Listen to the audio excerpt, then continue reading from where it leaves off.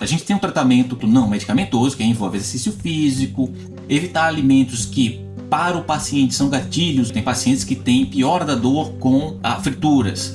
Isso é clássico, tá? Piorar com fritura, piorar com esses alimentos mais pesados. Piorar com privação de sono, piorar com bebidas alcoólicas, principalmente o vinho tinto por causa dos taninos. E tem um tratamento medicamentoso. O tratamento medicamentoso a gente divide em 2 tipos. O tratamento de fase aguda, ou seja, o tratamento que vai abortar a dor, que vai tirar a dor. E a gente tem os analgésicos simples, né, tipo dipirona, paracetamol, anti-inflamatório, tipo naproxeno. E tem também os remédios que foram inventados para enxaqueca, tipo os triptanos, sumatriptano, naratriptano. E a ideia desses remédios é tirar a dor na hora, aliviar a dor naquele momento. São mais indicados para as cefaleias episódicas, para as enxaquecas episódicas, e não tem uma frequência tão alta aí no mês. E outra coisa importante é que tem enjoo junto, usar o melhor antiemético, o melhor remédio anti-enjoo para usar é a metoclopramida. Mas os médicos prescrevem para mim corticoide no pronto-socorro, quando eventualmente eu vou.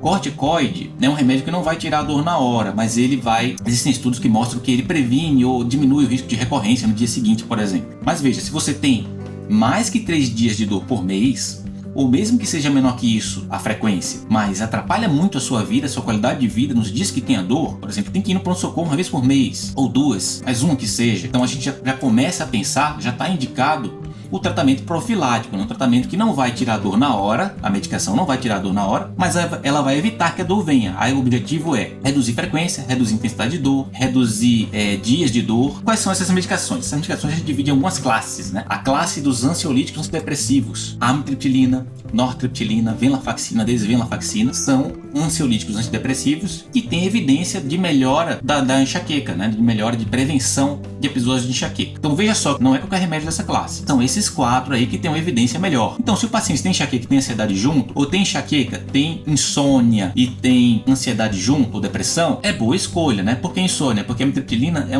um remédio que dá uma sedada, né? Amitriptilina e nortriptilina. Remédio da classe dos anticonvulsivantes, na terminologia atual, remédios anticrise convulsiva. Então também não é qualquer remédio. A gente tem 2 melhores aí, que são o topiramato e o ácido valproico.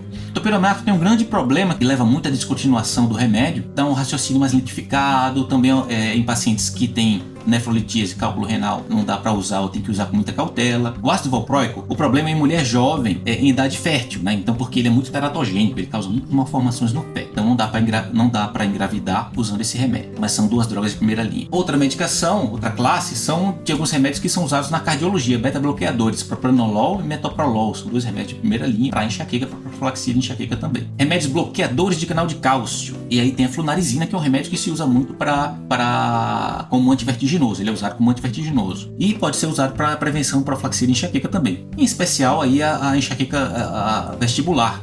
Existe uma aura, um tipo de aura que é uma aura de tronco, que é vestibular. O paciente ele tem crises de vertigem, crises episódicas, crises eventuais de vertigem, que duram alguns minutos a horas. E podem ou não ser associadas à enxaqueca. Geralmente, classicamente, vem antes da enxaqueca ou durante, mas pode vir sozinho em alguns episódios. O problema da flunarizina é um bloqueador de canal de cálcio que está associado, quando em uso crônico, aumenta um pouco de risco de parkinsonismo medicamentoso. Os profiláticos anti-CGRP, aí são remédios que foram inventados para enxaqueca. Veja só que todos os outros que eu falei têm outras funções, né?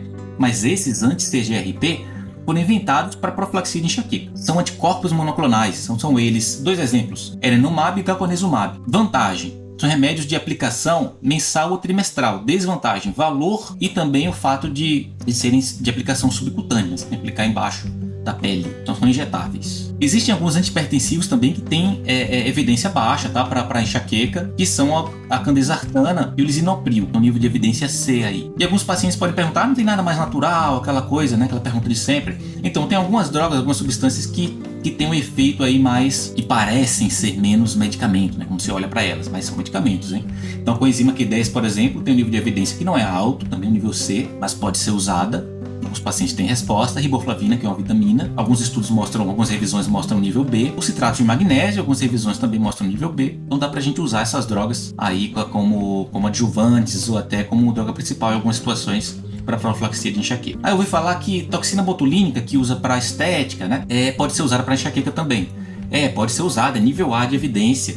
Tem um estudo que chama PREEMPT, que estudou a toxina botulínica para profilaxia de enxaqueca em pacientes com migrânia crônica. Então, como é que é feito? São 31 pontos de injeção distribuídos no rosto, né, aqui na fronte, no couro cabeludo, cervical e ombros. 31 pontos na injeção com agulha pequenininha. Qual o objetivo? O objetivo é igual a qualquer outra medicação profilática, é reduzir a frequência de dor, quando a dor vier que seja menos intensa, menos debilitante. Ela vem aí da toxina botulínica do Clostridium botulinum, que é uma bactéria que causa o botulismo. O que é o botulismo? Então, quando a toxina botulínica cai no sangue, aí pela contaminação alimentar do Clostridium, existe uma fraqueza, um enfraquecimento de toda a musculatura do corpo. Então o paciente fica sem se mexer, fica sem falar, fica sem deglutir, fica sem respirar direito, tem que ser entubado, passar sonda para alimentar. E aí tiveram a ideia de pegar essa substância e usar de forma controlada, né, para a espasticidade do AVC, por exemplo, que é uma sequela que pode ficar após AVC, em que o braço, a perna ficam rígidos, ficam duros, e em distonia também, que são movimentos anormais, excessivos de alguns grupamentos musculares do corpo. E posteriormente descobriram que ele modula estímulos dolorosos na enxaqueca. Então, colateral, ele pode vir aí do enfraquecimento da musculatura onde a injeção é aplicada. É difícil, tá? Então, qual que seria? Então, pode acontecer, mas não é uma coisa frequente, tá?